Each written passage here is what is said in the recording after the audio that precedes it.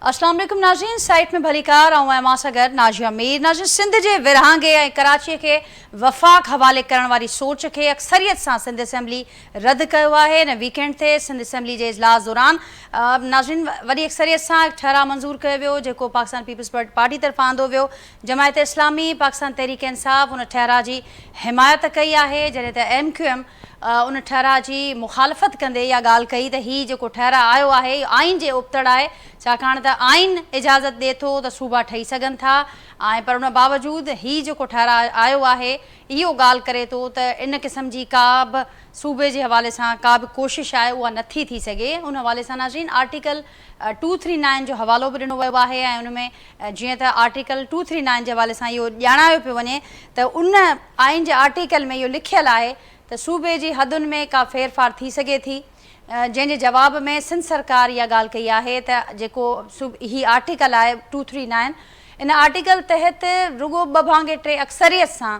का फेरफार सूबे जी हदुनि में करे सघिजे थी। ऐं इन क़िस्म जी जेका बि सोच आहे, जेका बि रविश आहे, जेके बि सरगर्मियूं थियनि पियूं, जेके बि उन हवाले सां बयान साम्हूं अचनि पिया, ॻाल्हियूं थियनि पियूं, उन सभिनी खे न रुगो सिंध असेंबलियुनि जी मज़म्मत करे थी पर सिंध असेंबली उनखे रद्द बि करे थी। वॾी अक्सरियत सां नाज़रीन इनखे रद्द कयो वियो आहे। तमामु चिटो इहो मौक़िफ़ ॾिनो वियो आहे ऐं हिकिड़ी लाइन असां ॾिठी आहे त ड्रॉ कई वई आहे ऐं बिल्कुलु वाज़े अंदाज़ में चयो वियो आहे त हीउ जेको सिलसिलो आहे हिनखे बर्दाश्त न कयो वेंदो। नाज़रीन, हाणे हीअ जेका रविश आहे इहा पुराणी कोन्हे, असीं मुख़्तलिफ़ वक़्तनि ते मुख़्तलिफ़ अंदाज़नि सां इन रविश जो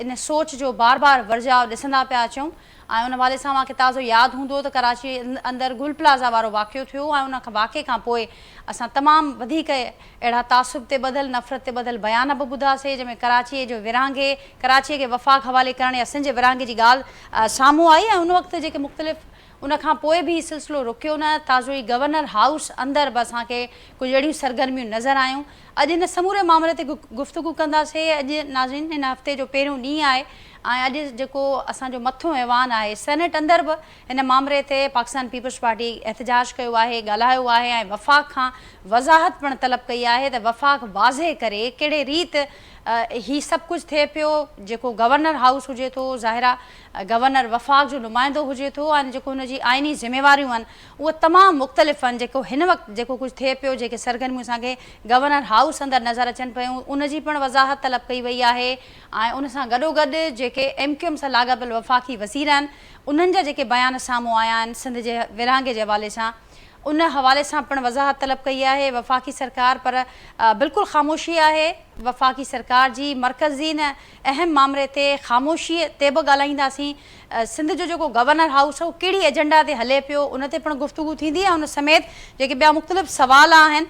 नाज़रीन, अव्हांखे इहो बि ज़रूरु अव्हां ॾिठो हूंदो त सिंध जो जेको सान्यावन तबिको हुजे, सिंध जो अवाम हुजे ऐं उन सां गॾोगॾु नाज़रीन सिंध जो जेको नेशनलिस्ट तबिको आहे उहो पिणु इन हवाले सां तमामु घणो एहतजाज करे पियो ऐं ॻणतीअ जो इज़हार बि करे पियो त जेको हीउ सिलसिलो आहे हीउ वफ़ाक़ खे टोड़ण जी बराबरि आहे। सिंध जी साज़िश, सिंध जे विरहांगे जी साज़िश वफ़ाक़ खे टोड़ण जी ॻाल्हि करण जे बराबरि आहे ऐं बार बार अहिड़ियूं साज़िशूं थियनि पियूं पर मर्कज़ ख़ामोश आहे। असां सां नाज़रीन जो की प्रोग्राम में गुफ़्तगू जे लाइ जेको पैनल मूंसां गॾु मौजूदु आहे उनजो तारुफ़ सां कराईंदसि पाकिस्तान पीपल्स पार्टी जे सीनियर अॻवान, अॻूणी सेनेटर, अॻूणी मिनिस्टर ससी पलीरो साहिबा वीडियो लिंक ते मूंसां गॾु मौजूदु आहे हिन प्रोग्राम में। ससी पलीरो साहिबा खे भलीकार ऐं उन सां गॾोगॾु नाज़रीन मूंसां गॾु हिन प्रोग्राम में शरीक आहिनि एजाज़ महर साहिबु, सीनियर सहाफ़ी आहिनि, तज़िया निगार आहिनि, डेली सिंधियार जा एडिटर आहिनि, वीडियो लिंक ज़रिए हिन प्रोग्राम जो हिसो आहिनि, ऐं जावेद काजी साहिबु सीनियर एनालिस्ट आहिनि, कानूनी माहिर आहिनि, मूंसां गॾु हिन प्रोग्राम में वीडियो लिंक ज़रिए शरीक आहिनि। मां सभिनी खे भलीकार, अवां सभिनी जी महिरबानी, मां गुफ़्तगू जे लाइ वक़्तु ॾिनो आहे। ससी साहिबा,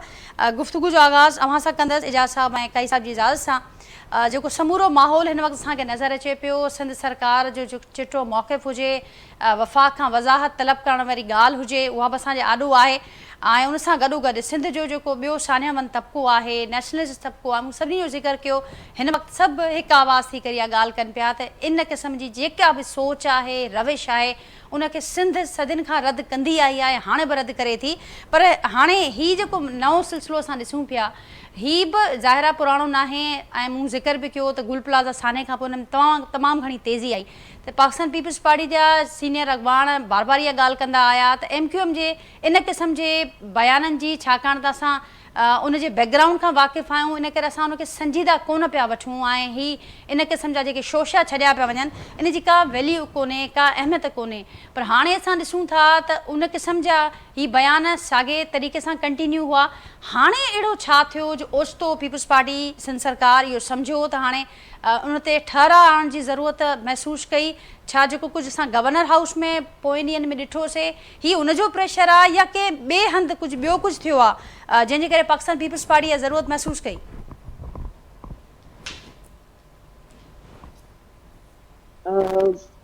बिल्कुलु MQM जो त ॿोली जेका आहे उहा देरि या सवेर या वक़्तनि फ़वक़्तनि इन हवाले सां सिंध मुख़ालिफ़ जेके शयूं आहिनि या जेके सिंध जा माण्हू नफ़रत जी निगाह सां ॾिसनि था या कतल रद्द थियल जेके बि पॉलिसीज़ या जेके बि साज़िशूं उन्हनि खे उहो खणी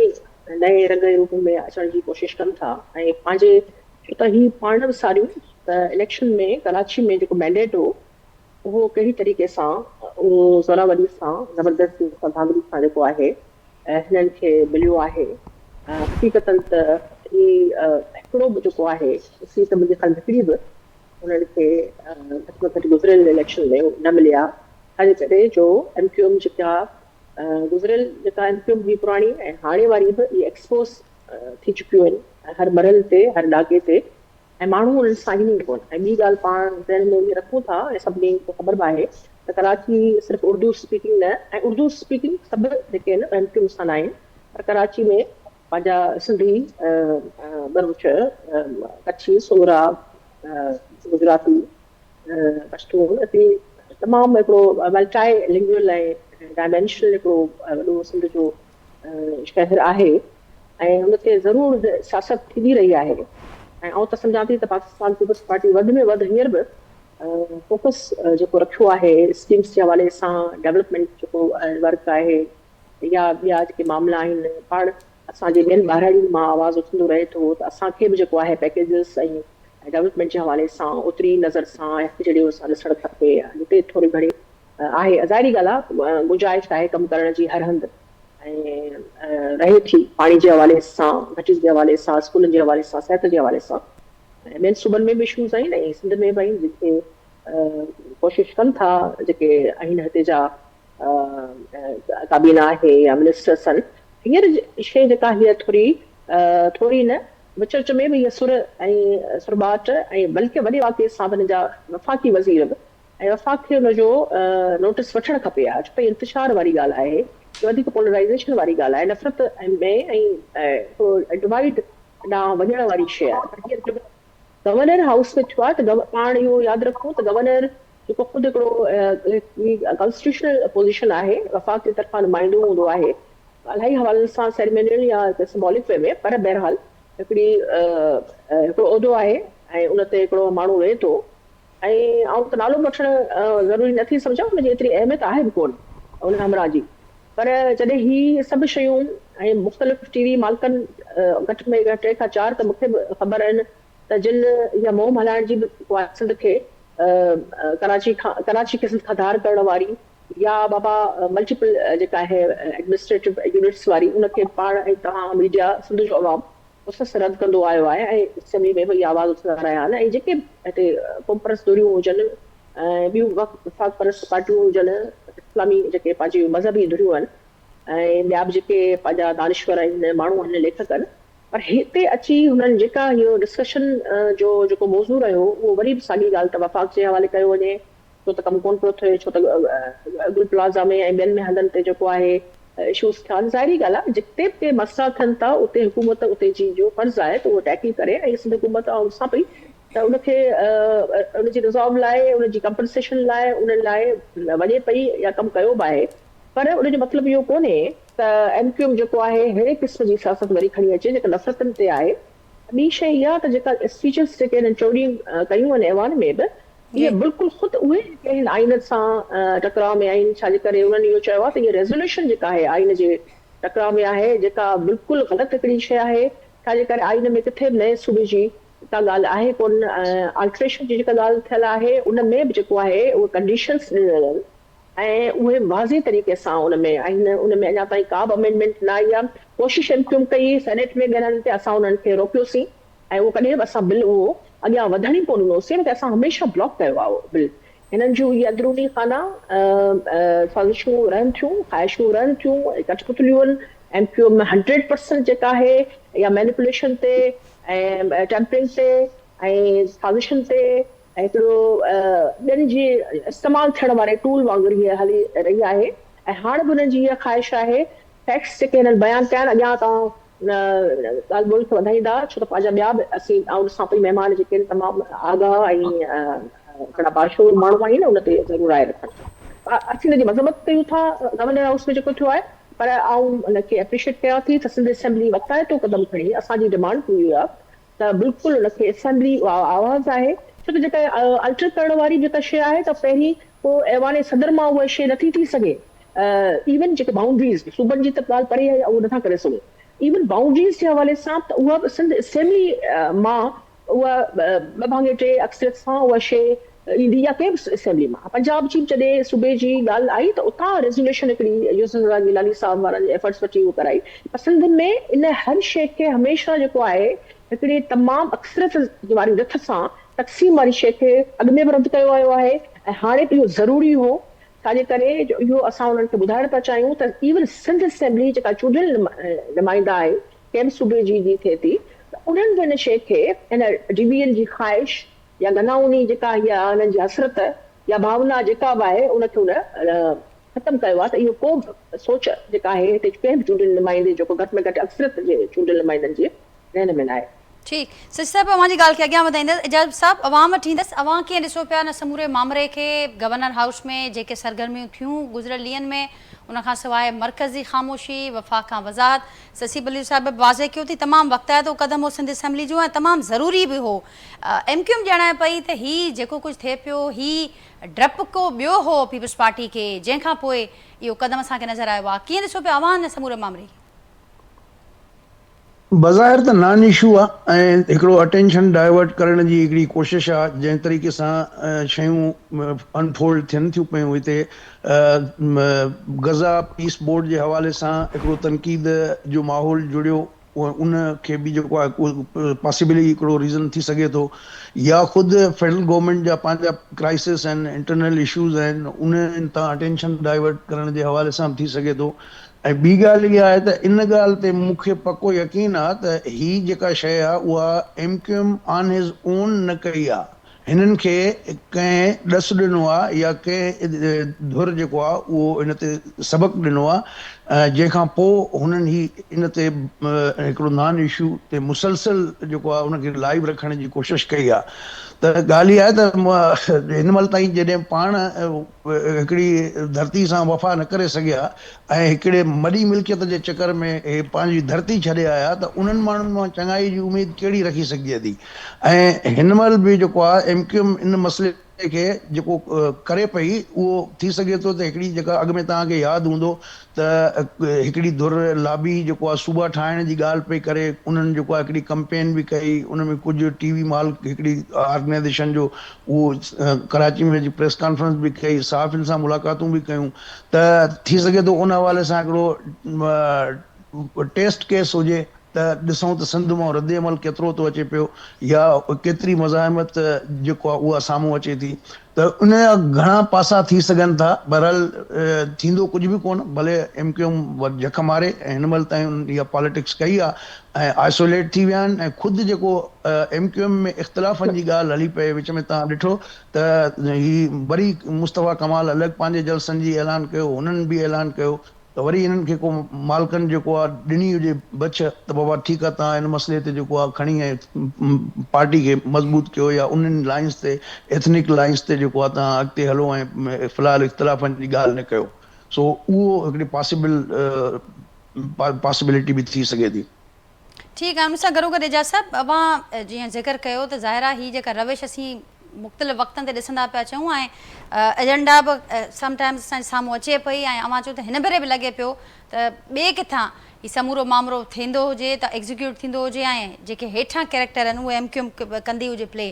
पर उन खां सवाइ जेका मर्कज़ खां हिन वक़्तु हाणे मुतालबो बि करे पई सिंध सरकार ऐं मर्कज़ जी ख़ामोशी बि मुसलसल नज़र अचे पई इन समूरे मामले ते, इन खे कीअं पिया ॾिसो? ईंदड़ ॾींहंनि में का वज़ाहत, अॼु सेनेट अंदरि बि एहतजाज थियो त उतां का वज़ाहत ईंदे ॾिसो पिया?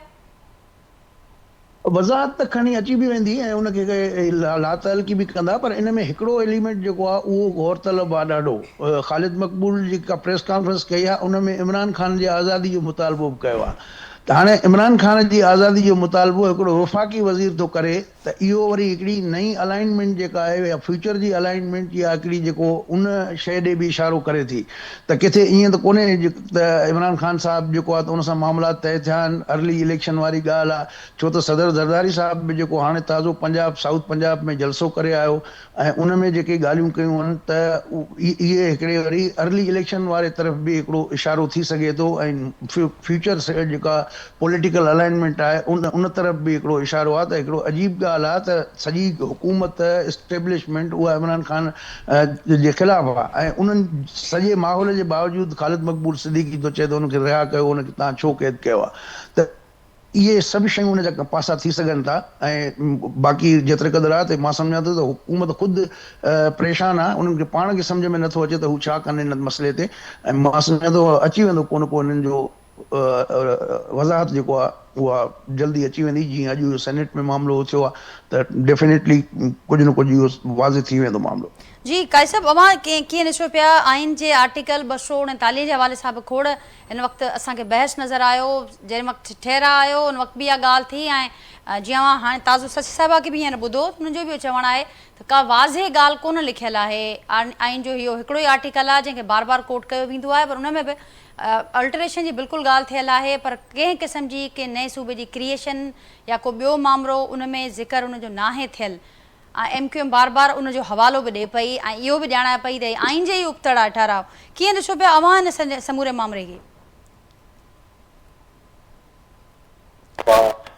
पॉलिटिकल पहलू आहिनि या कॉन्स्टिट्यूशनल पहलू आहिनि, इन ही जेका मुक़ाबली सियासत आहे पाकिस्तान जी उन जा हिकिड़ा कॉन्टेक्स्ट आहिनि। सभ खां पहिरियों त आर्टिकल 238 जेको अहम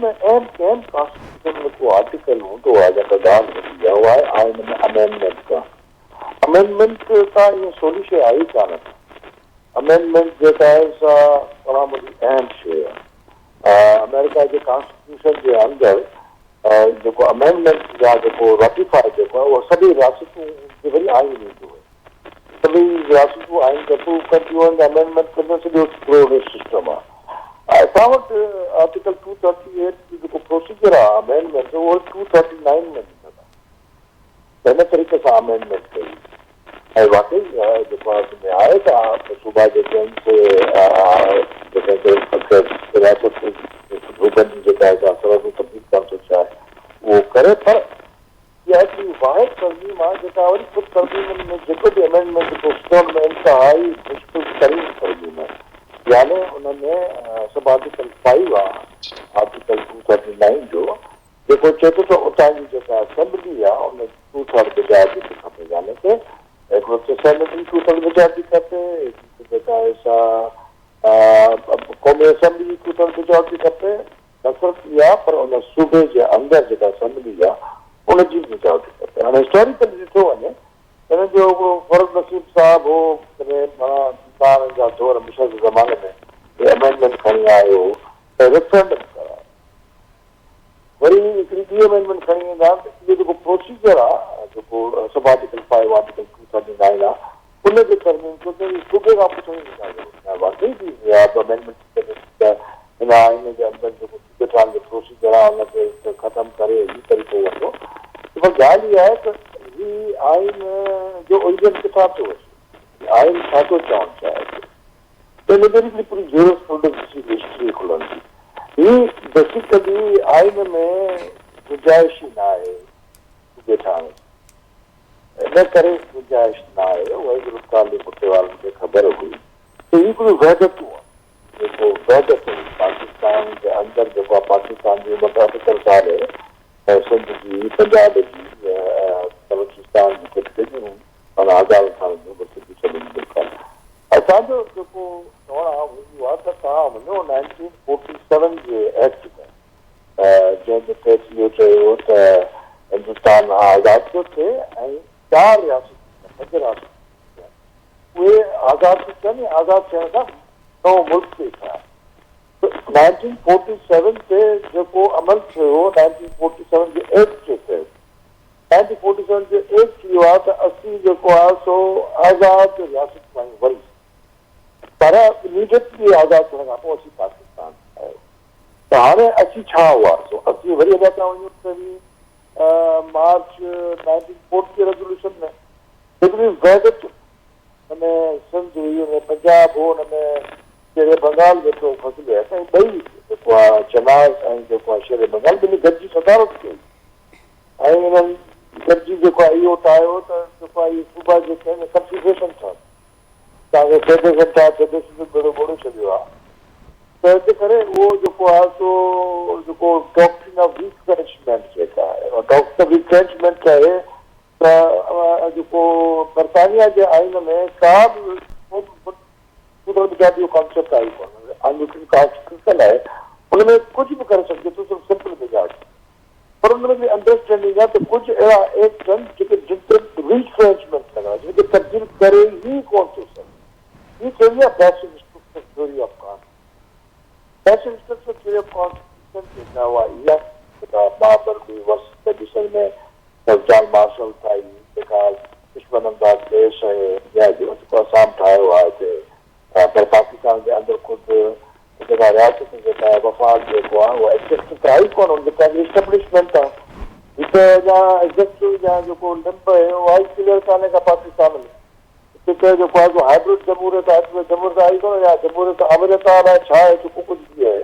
उन मुल्क खे नैब ते पहुचायो आहे। पर सुवाल इहो आहे जेका बेसिक स्ट्रक्चर थ्योरी आहे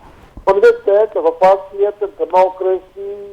इहे 4-5 जेके आहिनि सैलियन फीचर्स आहिनि उनमें का तब्दीली करे ई कान थी सघे। ठीकु आहे, हाणे इहे बि ॻाल्हियूं थियूं ख़तमु। हाणे असीं था अचूं हिननि दोस्तनि जी जेका सलाह हुई, हिनजा वरी हिकिड़ा कॉन्फ्रेंस हिकिड़ा हमरा वेठा आहिनि, अंग्रेज़ कहा हुआ कराची। अरे बाबा हितां जी मेजॉरिटी जेका आहे त सिंधी आहे, हिंदू हुन मज़हब या क्रिश्चन मज़हब सिंधी आहे।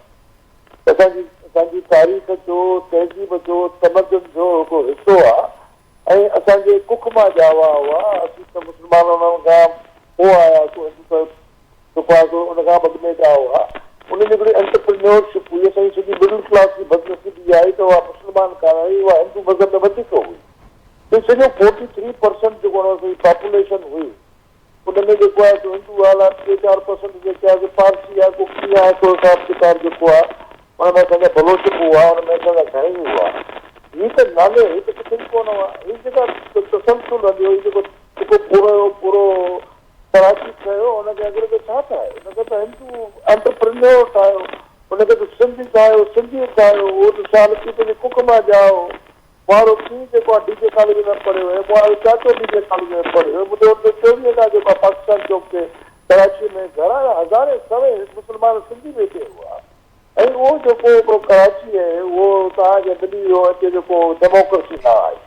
हिननि डेमोक्रेसी न आंदी, हिननि जेको आहे गोजी जेको आहे कब्ज़ो करण जी कोशिशि कई,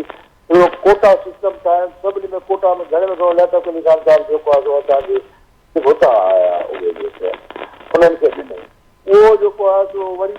जेको आहे न वरी साबित वरी कया हिकिड़ी जेका आमिरियत सां कया, हिकिड़ो पंजाब जी आमिरियत मां निकिता या हे कया, हाणे उहे पाकिस्तान जे हथ खां निकिरी वियो। हीअ पाकिस्तान अगरि डेमोक्रेसी जे अंदरि नथो हली सघे, हीअ पाकिस्तान अगरि कॉन्स्टिट्यूशन जे अंदरि नथो हली सघे त छा हीअ इराक कंदा आहिनि पाकिस्तान खे, छा हीअ अफ़गानिस्तान कंदा आहिनि पाकिस्तान खे, छा हीअ ईरान कंदा आहिनि। तव्हांखे ख़बर हुअणु घुरिजे सॉवरनिटी मुल्क जी जेका आहे उनजी बका जेका आहे उनमें डेमोक्रेसी आहे। अगरि ईरान में डेमोक्रेसी हुजे या प्लूरिटी हुजे हा या थियोक्रेसी हुजे या बजाव थिए हा अमेरिका खे, अगरि अफ़गानिस्तान में इराक में जेको आहे सो इहो आमिर न हुजे हा, सदाम हुसैन जो बर्दाश्त थिए वारो वाक़ियो थिए हा, ऐं अफ़गानिस्तान जी सूरत हाल ॾिठी आहे उहा छो ॾिठी आहे, हिनखे तव्हांखे पाकिस्तान खे डेमोक्रेसी खां कढंदो, हिते अमृतूं आणींदो या अमृत सोचूं आणींदो, हुनमें 3-4 आउट हथ कंदो, जेके तव्हां गवर्नर कंदो हुनखे जोरी वरी खटवाईंदो, हुनखे वरी खटवायो त हीअ ख़तमु थी आहे। सॼो मार्ग रियलाइज़ करे वियो आहे त सिंधी आहियूं, सिंध वधल आहे, सिंध हिकिड़ो फेडरेटिक यूनिट आहे, हुनजे वजूद रण आहे, असांजी ऐं सिंधी उर्दू ॿोली में को भेद बि कोन्हे।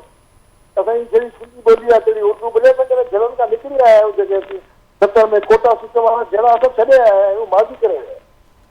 असांजी सिंधी मिडिल क्लास सिंधी जेका तमामु रिफाइंड मिडिल क्लास पाकिस्तान में रहे कोन पई। समय वारे पुटनि जे सभु हली विया मुल्क खां ॿाहिरि। मुल्क में रहण लाइ जेको आहे सो जनरेशन जी तयारी करे। तव्हांखे ख़बर आहे तव्हांजी जनरेशन जी तव्हां खां नफ़रत थी करे पई रियासत में तरीक़े सां। हीअ त कीअं हलाई हितां 4 टाउट विहारींदो, वरी जेका वीलॉगर विहारींदो, वरी तव्हां हिकिड़ो नओं को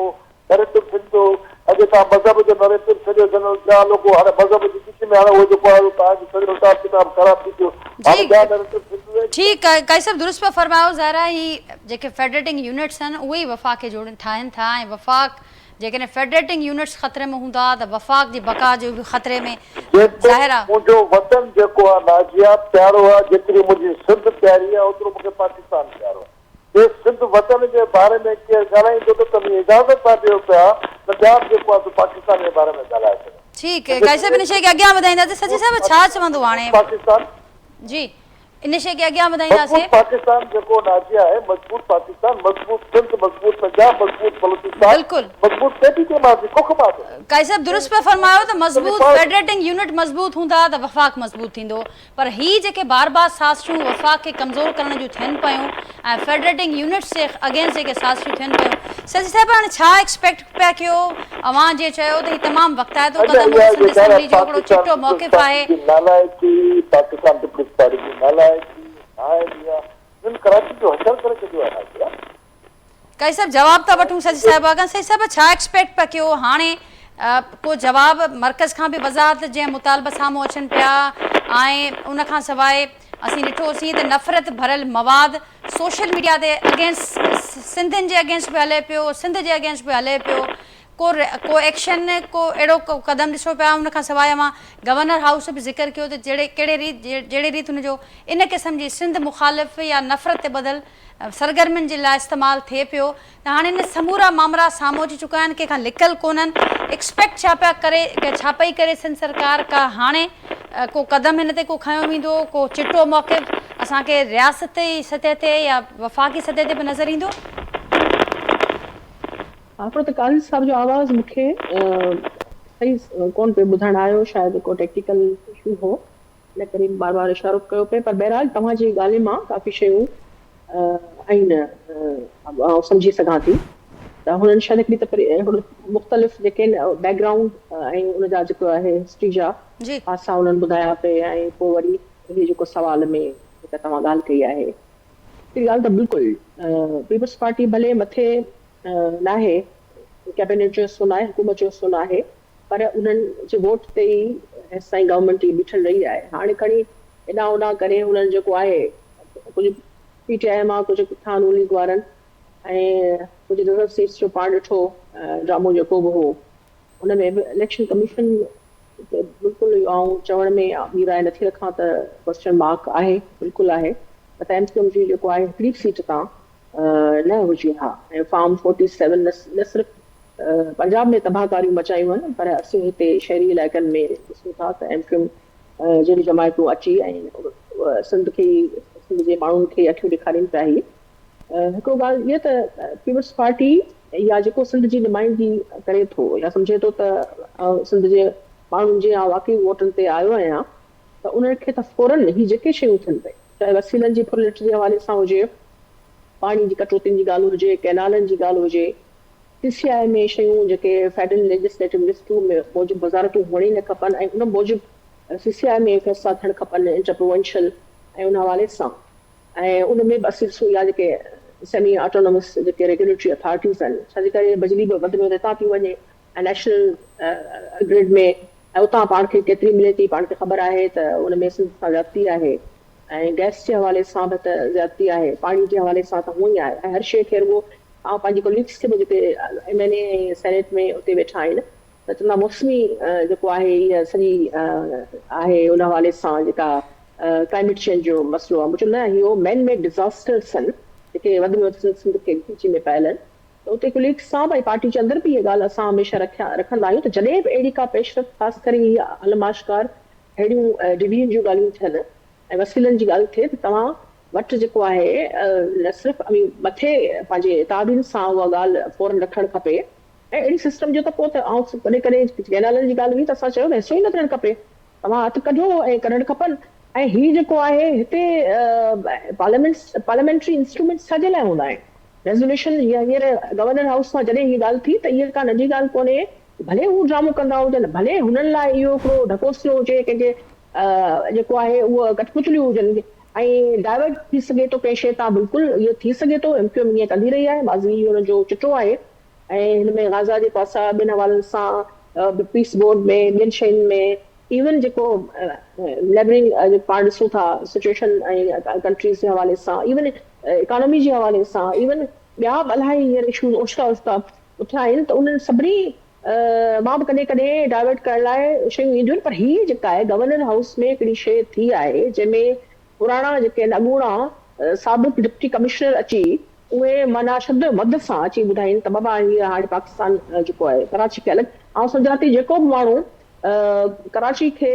या सिंध खे ओवरऑल ॻाल्हि कयूं त डिवीजन जी ॻाल्हि कंदो त माना पाकिस्तान खे टोड़ण जी बराबरि ॻाल्हि। ॿी ॻाल्हि त असांजा जेके MNAs MPs पार्टी जा माण्हू आहिनि, बिल्कुलु हीअ जेके ज़िंदगी मौत जा मसइला आहिनि, पाणी नाणो या हीअ ख़ासि करे सिंध जी वहदत असांजे लाइ तमामु उत्तम आहे, अहम आहे।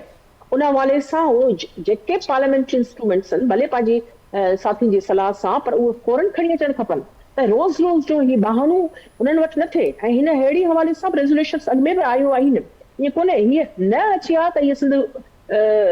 असेंबली जी इंसल्ट थी आहे, जेकॾहिं हीअ करारदाद जेकॾहिं न अची आहे। पर शशि साहिबा जीअं मां ज़िक्र कयो त ही पाकिस्तान टोड़ण जी ॻाल्हि कनि पिया ऐं ज़ाहिरा वफ़ाक़ ते हमले जी ॻाल्हि कनि पिया, जेकॾहिं उहे फेडरल यूनिट्स खे विरहांगे या कमज़ोर करण जी ॻाल्हि कंदा त अहिड़नि माण्हुनि ख़िलाफ़ छा थियणु घुरिजे? रुगो वज़ाहत अचणु घुरिजे जीअं पीपल्स पार्टी मुतालबो करे पई, या कुझु ॿियो बि अव्हां सम्झो था त हिन मौक़े ते ज़रूरी आहे त का कार्रवाई बि थियणु घुरिजे?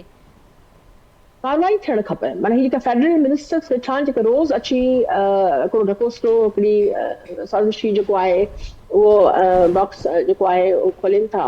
उन्हनि ऐं उन्हनि खे जेको आहे वर्बल डायरिया जो शौक़ु घणो आहे, कम नील बटा नील आहे पंहिंजी मिनिस्ट्रीज़ में। हिते रुगो कराची वारनि खे जेको अखियुनि में सुम्हूं हुजण जी ॻाल्हि थिए पई, मुंहिंजे ख़्याल में अञा पुराणी MQM ते गामज़न आहिनि हुन मैनिफेस्टो ते, त उन्हनि खे त उतां कैबिनेट में कढण लाइ उन्हनि खे हर मुमकिन कोशिशि करणु खपे। ऐं ॿी शइ इहा त जेके फोरम्स आहिनि कॉन्स्टिट्यूशनल मथे उते बि ॾिसणु खपे त उते जी जेको आहे डिसीशन्स कहिड़ा पिया थियनि। ऐं हीअ जेको CCI जे हवाले सां ॻाल्हि थी, उन हवाले सां बि इहे शयूं ऐं कराची खे जेको वफ़ाक़ जे तरफ़ां पैकेजिस मिलिया आहिनि त उन ते बि नज़रसानी करणु खपे त हू सिंध में जेके ॿिया शहर आहिनि जेके पाण रोड रस्ते खां वठी ॿियनि डेवलपमेंट जे हवाले सां ॾिसूं त उन में केतिरियूं इक़्तिसादी जेके फोरम आहिनि उन में पाण नाला टेक्निक खां वठी ॻणाए सघूं था। इहे इवन जो बजट ईंदो आहे उन में सख़्तु तरीन क़िस्म जी ज़ातियूं थियनि पियूं। इवन जेको लोड शेडिंग जेका गैस ऐं तेल ऐं पाणी जे हवाले सां कटौतियूं आहिनि उन में थियनि पियूं, उन्हनि ते बि हिननि खे प्रेशर विझणु खपे गवर्नमेंट जे न त हिन गवर्नमेंट में पोइ ज़ाहिरी ॻाल्हि आहे माण्हू असांखे सवाल कनि था। ऐं कैनालनि जी जॾहिं ॻाल्हि हुई त सुठो स्टैंड वरितो पाकिस्तान पीपल्स पार्टी, ठीकु आहे, सिंध जा माण्हू सभिनी खां पहिरीं उन्हनि आवाज़ उथारियो ऐं जेके मुख़्तलिफ़ पार्टियूं भले कहिड़ी पार्टी हुजे पर जेका सिंध जे मामले ते उहा बीठी, असां उनखे जेको आहे चयोसीं, एप्रिशिएट कयोसीं, असीं उन्हनि सां गॾु हम आवाज़ थी बीठासीं, असां पंहिंजी पार्टी में प्रेशर विधोसीं त हीअ शइ हिन में पाण खे हाणे वक़्तु अची वियो आहे, तव्हां हथु कढो या बीहणो आहे त हीअ शयूं जेके इहे रिवोक थियणु खपनि फैसला, इहे जेके आहिनि इहे अंडू थियणु खपनि। ऐं CCI में बि जेके विया हुआ इहे शयूं त SIFC ऐं ॿियनि हवालनि सां जेको हिकिड़ी लठ सां सभिनी खे धिकरण वारी ॻाल्हि हुई त लैंड मैनेजमेंट, वाटर मैनेजमेंट ऐं ब्ला ब्ला ब्ला, उन्हनि खे हिकिड़ो कॉन्स्टिट्यूशनल कवर ॾियण जी जेका कोशिशि कई वई, इहा ख़ुदि हिकिड़ो वॾो क्वेश्चन मार्क आहे। उन ते ख़ुदि सिंध जा माण्हू असांखे सवाल पुछनि था, छो त लिकल कोठी में असीं कॾहिं ॿुधायूं कॾहिं जलालपुर ते कमु पियो थिए, कॾहिं चोलिस्तान में विज़िट थियनि पिया, कॾहिं पंजाब चओ त असांजो डोमेन आहे। न, इन हवाले सां ई जेको MQM वारी बि शइ आहे, ऐं सम्झां थी त इहा बि बिल्कुलु गणती जोगी आहे। अहिड़े लाॻिते कंहिंजे बि चवण ते हीअ जेकॾहिं मौसमी ॾेर आया आहिनि, इन्हनि खे गले में नक में नोड़ू हुजणु खपे, गले में पटो विझी हिननि जी बदफ़ज़ीलता माण्हू जेके को बि हिननि जो मैंडेट आहे ई कोन। ऐं हाणे बि जेका ॿोली फारूक सत्तार अॼु बि ॻाल्हाई आहे, कल्ह मुस्तफ़ा कमाल जेका ॻाल्हाई, ख़ालिद सिद्दीकी जेका ॻाल्हाई, इहा पाकिस्तान तोड़ जी ॻाल्हि न आहे त छा हुननि खे कढणु खपे कैबिनेट में, असांजी पार्टी खे अॻियां अची हुननि ते बिल्कुलु ॻाल्हि रखणु खपे। यही ॻाल्हि असीं हेठि बि जेको आहे हर बार इहे रखूं पिया ऐं असां रखी आहे जीअं जीअं ऐं गॾोगॾु जीअं एजाज साहब ज़िक्र कयो त पीटीआई बानी जी जेका सपोर्ट असां हाणे ॿुधूं था वफ़ाक़ी वज़ीर हूंदे हुकूमत जे अलायंस में शामिल हूंदे इहे जेके ॻाल्हियूं साम्हूं अचनि पियूं ऐं हुकूमत जो ज़ाहिर रियासत जो मौक़िफ़ जेको आहे उहो बि असांजे साम्हूं आहे इनखे कीअं पिया ॾिसो एजाज साहब त अर्ली इलेक्शन ऐं उन सां गॾोगॾु फ्यूचर जी अलाइनमेंट बि ॾिसनि पिया सची साहिबु हिन ते कुझु कॉमेंट कंदो हा इहो ही तव्हां चयो त ही जेको गॾियल इतादियुनि जे हवाले सां सवाल हो या मूंसां पीटीआई बानी जे हवाले सां जेके हाणे जेके बयान साम्हूं अचनि पिया हुन में पीटीआई बानी जी सपोर्ट बि असांखे नज़र अचे पई एमक्यूएम जे बयाननि में उन सां गॾोगॾु गुज़िरली बि सिंध असेंबली जे इजलास में बि असां ॾिठो उन्हनि ज़िक्र कयो एमक्यूएम उहा जमायत आहे वक़्त अचण ते गॾे खे बि जेको आहे नालो ॾाढो अबो ठाहे उहे वेही रहंदा आहिनि एमक्यूएम जो कहिड़ी उनजी हैसियत ऐं अहमियत ऐं उन जो को उसूल पसंदगी कहिड़ी रही आहे जो ही ब्लैकमेल जो को लॾो आहे टोलो आहे पार्टी त कोन्हे गुरो आहे तंहिं करे ही केॾी महिल बि सिंध खां वॾा जेको आहे देश प्रेमी ही थी बीहंदा माना करंदा त न बार बार थी बि चऊं त हीअ सिंधु देश वारी ॻाल्हि आहे बाबा पंहिंजे वतन जी हिमायत उनखे जेको आहे उनजी इंटीग्रिटी ऐं उनजी असीं वहदत जी का ॻाल्हि था कयूं त जट मिलनि खे जेको आहे ऐं वॾे में वॾा ही रहिया आहिनि एंटी सिंध या एंटी पाकिस्तान मां चवंदसि पर ही पीटीआई जे हवाले सां ॻाल्हि जेका आहे या ॿियनि हवालनि सां ॻाल्हाए त ॾिसो पॉलिटिकल स्पेस जी ॻाल्हि त असां तव्हां जहिड़ा माण्हू कनि था ऐं जेका ज़ी शऊर पार्टी हूंदी ऐं जेका पाकिस्तान में ज़ाहिरी ॻाल्हि आहे यकीन रखंदड़ आहे कॉन्स्टिट्यूशन में ऐं पीपल्स पार्टी त कॉन्स्टिट्यूशन जी जेका 73 जी जेको आहे बानी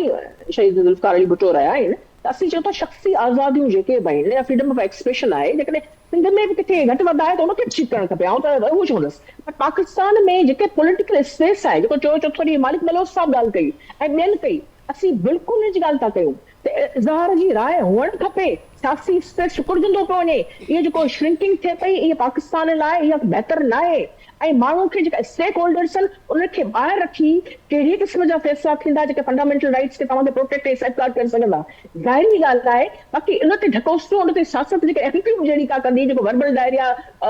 सॼो ॾींहुं कैबिनेट खां वठी ॿियनि हंधनि ते कई थी उन जो अॻो पुछो का बि शइ जेको आहे पॉलिटिकल असांखे नज़रो त ॾिसणु अचे ई नथो तंहिंजे करे ही उसूल आहिनि ऐं आइन पटाईंदड़ जेके मुल्क दुनिया में पाकिस्तान में शयूं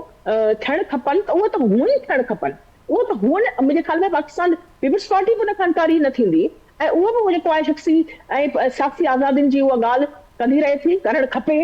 ऐं असांखे तव्हांखे बिना डप जे अहसाब कयो आहे हुन लाइ क़ीमत असीं चुकायूं पिया बिल्कुलु चुकायूं पिया पंहिंजे ज़िलनि में पंहिंजे वाणनि में वस्तियुनि में पर असीं ॻाल्हि उहा कंदासीं जेका सच जी हुजे जेका हक़ जी हुजे जेके माण्हुनि जे आजिपे जी हुजे सूबनि जे तरक़ी ऐं उन्हनि जी जेको आहे ग़ुलामी मां घटि मां ॿाहिरि निकिरी असीं पंहिंजो असांजो ॿार जो हक़ आहे त उहो वेलफेयर सोसाइटी जंहिंजी जना ॻाल्हि कई जंहिं मुल्क पाकिस्तान जेको 1940 जी करारदाद पाण ॾिसूं था त उन में त ॻाल्हि ॿी हुई उन ते केतिरो अमल थियो आहे ज़ाहिरी ॻाल्हि आहे त हीअ शयूं जेके आहिनि जेके जेके क्लैश में आहिनि चाहे वहदत ते ॿार हुजे चाहे असांजो फंडामेंटल राइट्स या असांजे वसीलनि जे हवाले सां जेको असीं ॾियूं था सिंध मां जेको ॿियनि सूबनि मां पख्तूनख्वा ॾिए थो जेको बलूचिस्तान ॾिए थो उन हवाले सां उहे जेके कॉन्स्टिट्यूशन राइट्स आहिनि उन मां अञा काफ़ी कुझु ॿियो वधीक थियणु खपे पर कॉन्स्टिट्यूशन में बि बहितरी जेको आहे जिते जिते सुठी जमायतूं अचनि थियूं ॻाल्हि खे सम्झनि थियूं त उन्हनि अमेंडमेंट्स 18th अमेंडमेंट जहिड़ी आई आहे हाणे 18th अमेंडमेंट जी रोल बैक जहिड़ी ॻाल्हि थिए थी त उनजो बि सभिनी खां पहिरीं ज़ाहिरी ॻाल्हि आहे पीपल्स पार्टी जो फर्ज़ बि आहे अॻियां बीठी बि आहे चेयरमैन बिलावल साहब चयो आहे असीं कोन थियण ॾींदासीं एनएफसी ते बि हुननि जूं अखियूं आहिनि पाणी जे हवाले सां शइ जेका आहे लटकियल आहे अञा उनखे बि जेको आहे उहो फैसिलिटी उन विषय में आणणो पवंदो त फ्रस्ट्रेशन आहे असीं तव्हां असांखे वाकई जीअं काली साहब ऐं अदा एजाज़ ॻाल्हि कई त हिकिड़ी अवाम खे बत्ती ते लॻाए था छॾीनि जेको आहे गाॾी जे पोइ ॿिया जेके अहम तरीन मसइला हाणे 28 तरमीम जे बदिरां ॻाल्हि थी हले त एमक्यूएम छा पई ॻाल्हाए पर एमक्यूएम जे करे ग़लति बकवास कंदी त ज़रूरु उनजो जवाबु असेंबली मां अचणु खपे जेको उन ॾींहुं आयो ऐं हाणे बि जेके शयूं आहिनि मुंहिंजे ख़्याल में उनखे उन तरीक़े सां ई ॾिसणो पवंदो ठीकु उनखे उन तरीक़े सां ई ॾिसणो पवंदो एजाज साहब छा पिया ॾिसो मां हाणे अॻियां ईंदड़ ॾींहंनि में थींदे इन जो को असरु जेके लाॻापा आहिनि वफ़ाक़ी सरकार जेका पार्टी आहे ऐं पाकिस्तान पीपल्स पार्टी उन ते बि पवंदे ॾिसो पिया जी एजाज साहब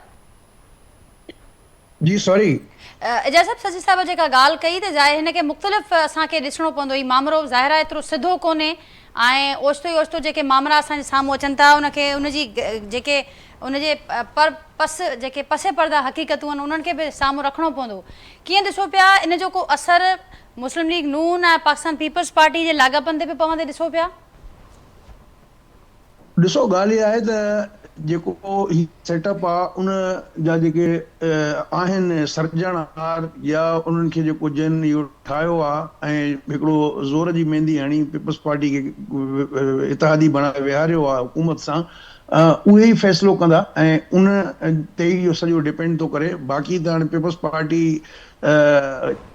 पंहिंजे मुंहिंजे ख़्याल अख़्तियार में इहो कोन्हे त इहो जेको रूलिंग कोलिशन आहे उन मां ॿाहिरि निकिरी अचे ऐं खोड़ उन जे लाइ थोरा जवाज़ मौजूदु आहिनि। जीअं शशि साहिबा बि चयो त ॾिसो जॾहिं तव्हां इहो वाइदो कयो त सखर हैदराबाद मोटरवे जेसि ताईं कंप्लीट न थींदो तेसि ताईं पंजाब में ॿियो को मोटरवे न ठहंदो। उल्टो तव्हां बजट रखी छॾी तव्हां हुन में बावल नगर वारे मोटरवे जे लाइ, त उन ते बि पीपल्स पार्टी जा इख़्तिलाफ़ हुया। खोड़ सारा अहिड़ा इशूज़ आहिनि जिन ते पंजाब में जेको एग्रीमेंट थियो उन्हनि सां त उते पंजाब में रिप्रेज़ेंटेशन मिलंदी पीपल्स पार्टी खे, उहा न मिली, उन ते दाऊं करे जेको आहे थकिजी पिया। त अहिड़ा खोड़ सारा मामला आहिनि जिन मां बज़ाहिर ईअं थो लॻे त ॼण पीपल्स पार्टी मजबूर आहे ऐं पीपल्स पार्टी जेको आहे त उहो इख़्तिलाफ़ राय त रखंदी रही आहे, पर जेको आहे त उन निकिरण जे हवाले सां या उहो छॾण जे हवाले सां या हुकूमत खे ख़तमु करण जे हवाले सां मां सम्झां थो त तेसि ताईं फ़ैसिलो न कंदा जेसि ताईं जेको आहे उहो इस्टेब्लिशमेंट हिननि खे इशारो न ॾींदी। ऐं जीअं अॻु में बि पाण ॻाल्हायोसीं त मूंखे अलाए छो ईअं अचे थी हिकिड़ी स्मेल जंहिंखे चइजे पॉलिटिकली त कोई अर्ली इलेक्शन वारे पासे शयूं मता वञी सघनि थियूं ऐं उन में जेको आहे त फ्यूचर जेको सेटअप हूंदो उहो बि हूंदो डिफरेंट हूंदो। त उन जे करे पीपल्स पार्टी फ़िलहालु जेको आहे उहो रिस्क खणण जे मूड में कोन्हे ऐं मां नथो सम्झां त उहो एहतजाज त कंदा, पर जेको आहे त कोलिशन मां तेसीं न निकिरंदा जेसि ताईं उन्हनि खे पंहिंजा असुल मालिक न चवंदा। ठीकु जी, काई साहिब छा चवंदो? एजाज साहिब जी ज़िक्र कयो त स्मेल पई अचे त को अर्ली इलेक्शन ना मामिलो वञी सघे थो ऐं हिन वक़्तु जेके ई असांखे मामला सरगर्मियूं नज़र अचनि पियूं ही उन जूं कड़ियूं बि थी सघनि थियूं। जी काई साहिब मुंहिंजो आवाज़ पहुचे पियो मां तव्हांखे न अचे मुंहिंजो आवाज़ अचे थो पियो? जी बिल्कुलु अचे पियो। जेका इंटरनेशनल सूरत हाल आहे नाज़िया उन जे कॉन्टेक्स्ट में पाकिस्तान जे इंटरनल सूरत हाल में जेका बि अलाइनमेंट आहे गवर्नमेंट ॾिसण थो अचे, हीउ जेको बोर्ड ऑफ पीस हो उहो एॾो कामयाबु कोन वियो, ठीकु आहे न, उहो नाकाम बि कोन वियो, कामयाब बि कोन वियो। ॿियो जेको आहे सो सुप्रीम कोर्ट जो फ़ैसिलो आयो अमेरिका वारी जो फैसलो ते खणी विया ट्रम्प खे, वरी ट्रम्प साहिब जेको आहे सो या विद कॉम्बिनेशन तो खणे हुन में तमामु अनपॉपुलर थियो आहे, ठीकु आहे न, कांग्रेस सेनेट ॿई हुते तमामु पावर थी त रिपब्लिकन ठीकु आहे, हुन में वन साइड कोन लॻी। हे जेको ईरान जो मामिलो हल कोन थो थिए, फर्ज़ कयो जे जंग थिए थी ईरान वारी, पर असां लाइ तमामु सुठी ख़बर आहे, छाकाणि त ईरान कहिड़ी कर वठंदो, कीअं बीहंदो, छा पियो थिए हुते, यकीनन जेको आहे इसराइल जो इंफ्लुएंस तमामु घणो वधी वियो, ठीकु आहे न। हीउ सभु जेको आहे ज़ुल्म ख़लीलज़ाद जो बयानु आयो आहे, हुनखे जेको आहे जेका असां जेको बम धमाको कयो आहे, अटैक कयो आहे, उहा अमेरिका जे ॿियो कौन खे कान थी सम्झण जी ॻाल्हि कान थी अचे असांखे त अमेरिका आहे किथां गॾु, असां सां गॾु हुनजो ज़ुल्म ख़लीलज़ाद ॿी ॻाल्हि थो करे, हू त तालिबान सां गॾु बीठो आहे, हुन में हिंदुस्तान बीठो आहे, त असांजी जेका सेटअप आहे उन में इमरान ख़ान सां थियण जी का बि गुंजाइश कान्हे। इमरान ख़ान जूं कड़ियूं जेके आहिनि उन तरफ़ थी वञनि पियूं जेके माना हिन जे सेटअप जे तमामु इंटरनेशनल वॾी चइनि सां तालुक आहे, उहो तव्हां मञो न मञो हुन जा हिकिड़ा पंहिंजा लिंक्स आहिनि, जेको कुझु बि आहे उहो ॾिसण में थो अचे। तंहिंजे करे हीउ सेटअप जेको आहे इहो ॻाल्हि सही आहे त हुनखे छॾींदो कोन हो, ठीकु आहे न। हाणे हीउ एडवेंचर्स कनि था पिया हितां जी इंटरनल जेका यूनानी मस्जिद में हुकूमत खे सपोर्ट हुअणु घुरिजे, उहो ही त वञे पियो हुते थोरी ॻाल्हियूं करे, हिते खां सिंध खे छॾामेंट थियो, कल्ह खां साल में जेको आहे सो केनालुनि ते हिकिड़ो हंगामो वॾो बैंडेट आयो, तव्हांखे त ॻाल्हि सम्झ में कान आई, बलोचिस्तान खे वफ़ाक़ पियो हलाए, पर आहिनि कोन के कराची जेका रेंजर्स वेठी आहे उहा वफ़ाक़ पई हलाए, तंहिंजे करे जेको केपीके में आहे, जेको वज़ीरस्तान जो जेको अशरफ थियो आहे, जेको फाता उहो तव्हांजो छा थियो आहे, मामिलो इहो आहे त तव्हांखे पाकिस्तान खे ऑर्डर में हाउस खे करण ई कोन थो अचे पियो, तव्हां डेमोक्रेसी खे वधाइण ई कोन था चाहियो पिया, तॾहिं इन विद कॉन्टेक्स्ट जेको आहे ही हिकिड़े वॾे भौचाल में असांजे ईरान कहिड़ी तरह वरितो वठे असांजी इंटरनल पॉलिटिक्स जो असरु पवंदो तमामु त छाकाणि त पोइ अगरि ही बोर्ड ऑफ पीस नाकाम थो वञे ऐं सॼो कुझु थिए थो पियो त उन में हीअ गवर्नमेंट जेका आहे उनखे झटको लॻी सघे थो। मुआशी तौर ते त हाणे पाकिस्तान थोरो वरी रिवर्ट थो वञे त इन दैट कॉन्टेक्स्ट जेको आहे उन में बिल्कुलु इहे गवर्नमेंट हलाईंदा ज़ोरी हलाईंदा डबल पोस्ट करे हलाईंदा न त अदरवाइज़ त पोइ पूरो सेटअप थो वञे पोइ त पूरो जेको आहे सो ख़ुदि भले तव्हां कहिड़ा बि माना 2030 ताईं पंहिंजो पाण हणी छॾियो आहिनि अमेंडमेंट करे पावर्स पर पोइ हालतूं तमामु ॿियूं थी that is depending on international situation. ठीकु आहे काई साहिबु अवां जी चयो त डाइवर्जन वारा जेके मामला आहिनि उहे बि नज़र अचनि पिया ऐं मुख़्तलिफ़ जेके मामला हलनि पिया इंटरनेशनल फ्रंट ते बि मामलनि खोड़ असांखे डेवलपमेंट्स नज़र अचनि पियूं ऐं उनखां पहिरियां पंहिंजो घर ऑर्डर में करिणो पवंदो एक्सपेरिमेंट्स खां एडवेंचर्स खां हिन वक़्तु बचिणो पवंदो पर उहा सूरत हाल अव्हां जी ॾिसो त लॻे कोन पई अव्हांखे। सची साहिबु हाणे आख़िर में जीअं एजाज़ साहिब बि ॻाल्हि कई त ही ज़ोर जी मेहंदी असांखे नज़र अचे पई मुख़्तलिफ़ वक़्तनि ते पीपल्स पार्टी ख़ुदि इन शइ जो इज़हार कंदे नज़र अचे थी त असांजे सपोर्ट ते हीअ हुकूमत बीठल आहे असीं तमामु घणी स्ट्रॉन्ग पोज़ीशन में आहियूं हिन इतिहाद में पर उन बावजूदि ही मामला ऐं मुख़्तलिफ़ वक़्तनि ते जीअं मां चयो त इख़्तिलाफ़ बि ज़ाहिर कयूं था एहतजाज बि कयूं था पर उन बावजूदि ही सिलसिलो रुकिजे नथो ऐं असीं ॾिसूं था त बैक टू बैक को न को इशू साम्हूं ईंदो रहे थो। ताज़ो ई अव्हांखे यादि हूंदो 9 सूबनि जे मामले ते बि सूबनि खे राज़ी करण जो हिकिड़ो टास्क राणा सनाउल्ला साहिब खे ॾिनो वियो आहे ऐं उनखां अॻु बि मुख़्तलिफ़ मामला ज़ाहिर थींदा रहिया आहिनि ऐं हाणे वरी हिकु भेरो ॿीहर असां ॾिसूं पिया त 9 सूबनि जो रिंगट हुजे कराची खे वफ़ाक हवाले करण वारी ॻाल्हि हुजे ही समूरा मामला नज़र अचनि पिया त पीपल्स पार्टी जो स्टैंड एतिरो वीक छो आहे हिन समूरनि मामलनि ते? एक्सटर्नल अफेयर्स हुजनि या इंटरनल मामला जेके हुजनि पहिरीं ॻाल्हि त मुस्लिम लीग नून स्टेक होल्डर्स खे असेंबली में या असेंबली खां ॿाहिरि चाहे सिंध हुजे या बलूचिस्तान हुजे उनखे गॾु खणणु चाहे कोन पई। हाणे ज़ाहिरी ॻाल्हि आहे हिकिड़ो हाइब्रिड सिस्टम आहे उन में ॿार बि सम्झे थो त इहो सिर्फ़ु पार्लियामेंट जी कोन्हे हाकिमियत न आहे हिते फ़ैसिला जेके आहिनि ॿाहिरि बि काई थियनि पिया जेको थियणु न खपे पर चवनि था त बाबा चैलेंजिस आहिनि एक्सटर्नल बॉर्डर्स ते ऐं पंहिंजा जेके मुल्की जेके सूरत हाल आहे पर उन में बि जेकॾहिं उते वञी ॻाल्हि ॿोल थी ईंदी आहे पोइ अची पार्लियामेंट में को पीपल्स पार्टी जो साथी बीहंदो आहे त बाबा हीअ असांखे त ॿुधाए वञो त अवी हुते छा चवण वारो आहे छा करणो आहे त ॻाल्हियूं उन नहज ते बि आहिनि जेका कंहिं बि हिकिड़ी जमहूरी निज़ाम में त ईअं थींदे ॾिसणु नथो अचे ऐं हिनखे पाण मुल्की जेका हींअर सूरत हाल आहे उहो सभु को सम्झे पियो त चूं चूं जो मुरबो बि मथे तमामु गॾु कयल आहे ऐं उन में उहे माण्हू हाकिमियत में विहारिया विया आहिनि जिन जो उन्हनि मामलनि सां को वास्तो ऐं को आहे कोन उन में वधि में वधि सफ़र जेको कनि पिया उहे सूबा पिया कनि हितां वधि में वधि मुल्क हलाइण लाइ वसीला अचनि पिया चाहे रेवेन्यू जी शिकिल में टैक्स कलेक्शन जी शिकिल में ॾिण वारनि सां। हाणे ॾिसणो इहो जेको आहे हिकिड़ियूं अमेंडमेंट्स अची वयूं जिन ते ज़ाहिरी ॻाल्हि आहे सभिनी रज़ामंद जेके धुरियूं आहिनि उहे कोन रहियूं आहिनि अवाम जी पाण ॻाल्हि कयूं या उहे स्टेक होल्डर्स जेके रहिया आहिनि। हाणे जेके ॿियूं अमेंडमेंट्स को खणी बीठियूं आहिनि उन्हनि जो बि डायरेक्ट वास्तो जेको आहे असांजी रोज़मर्रा जी ज़िंदगी सां आहे चाहे एफसी जी ॻाल्हि हुजे या तरमीम जी ॻाल्हि हुजे या सूबनि जो बि जेको हिकिड़ो आहे ऐं नथी सम्झां त इहे एतिरी हिमत उन्हनि खे थींदी पर जेका सूरत आहे जीअं तव्हां चयो त ही कॾहिं एडमिनिस्ट्रेटिव यूनिट्स अघु 72 ताईं खणी वञनि कॾहिं 38 ताईं खणी वञनि कॾहिं 12 ताईं खणी वञनि ऐं मुख़्तलिफ़ जेके आहिनि मीडिया जेके मैनेजर्स ऐं ओनर्स उहे बि उन्हनि खे लॻायो हाले उन्हनि खे हिते मोह भर उन्हनि खे खाइणी पई हिते जवाबु उन्हनि खे सिंध जे राइटर्स ऐं इंटेलेक्चुअल्स अहिड़ा ॾिना जो वरी हुननि यकदम त हिमत कोन कई पर सूरत हाल मां लॻे पियो त के बिल हिननि के नंढा वॾा के तयारु कया आहिनि पर जे असीं ॿुधाइण पिया चाहियूं ऐं पीपल्स पार्टी वाज़े मौक़िफ़ इहो रखियो आहे त हीअ जेके बुनियादी ऐं तमामु गंभीर मामला जेके आहिनि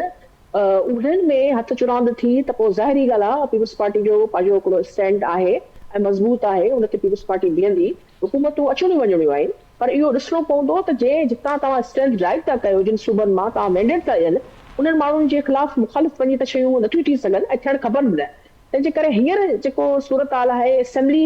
एॾी का मज़बूत मूंखे ॾिसण त मथे जेको आहे उहो कोन पई अचे त फ़ैसिला असीं सम्झूं त उन्हनि फोरम्स ते थियनि पिया की बिल खे स्टैंडिंग कमेटियुनि में वञनि पिया की वॾियूं बहस मुबाहिसो पियो थिए हिते पंजाब जी हींअर पंजाब सेंट्रिक शयूं थियनि पियूं PCI जहिड़नि अहम तरीन फोरम्स ते बि ॾिसूं त एब्सलूट जेका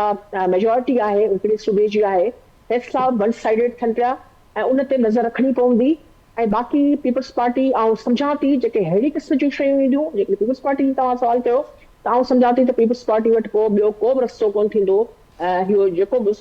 सिस्टम या गठजोड़ जेको मथे आहे जंहिंमें हेसि ताईं त के फ़ाइदे वारी ॻाल्हि निकिरंदी असांखे नज़र कोन थी अचे। ठीकु एॾा सभु फाइनल कॉमेंट अवांजो तव्हां जेको रद्द अमल हींअर ॾिसो पिया सची साहिबा चयो त ज़ाहिर आहे जेको स्टैंड असांखे मुख़्तलिफ़ वक़्तनि ते वीक बि नज़र आयो आहे उन पुठियां बि ज़ाहिर आहे हिकिड़ी सूरत हाल आहे ऐं इहो बि नज़र अचे पियो त को प्रेशर बि आहे